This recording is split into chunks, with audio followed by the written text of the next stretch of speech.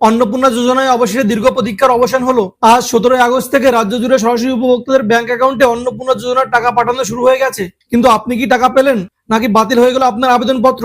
17 লাখ মানুষের আবেদন কেন বাতিল করা হলো এবং টাকা না পেলে আপনাকে কি করতে হবে, সবটাই বিস্তারিত আলোচনা করবো আজকের এই ভিডিওতে। প্রথমেই দেখে নিন, আজ থেকে ব্যাংক অ্যাকাউন্টে টাকা দেওয়া শুরু। সরাসরি ব্যাংক হস্তান্তরণ।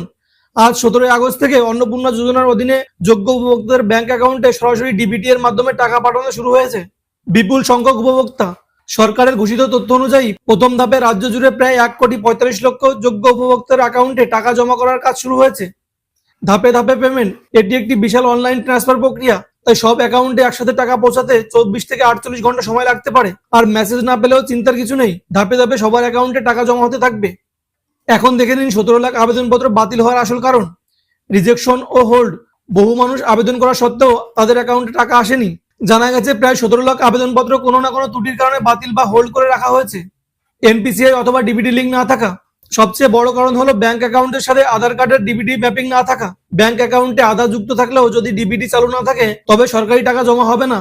নিয়ম বহির্ভূত আবেদন। পরিবারের কোনো সদস্য সরকারি চাকরিজীবী হলে, ইনকাম ট্যাক্স বা আয়কর প্রদানকারী হলে, কিংবা আবেদন ফর্মে দেওয়া তথ্যের সাথে আধারের তথ্যে বড় কোনো ভুল থাকলে আবেদন বাতিল করা হয়েছে।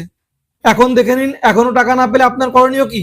ব্যাংকে গিয়ে ইকেওয়াইসি। আপনার স্ট্যাটাস যদি অ্যাপ্রুভ দেখায় কিন্তু টাকা না আসে, তবে অবিলম্বে ব্যাংকে গিয়ে আধার লিঙ্ক এবং ডিবিটি সার্ভিস সক্রিয় করার জন্য ফর্ম জমা দিন।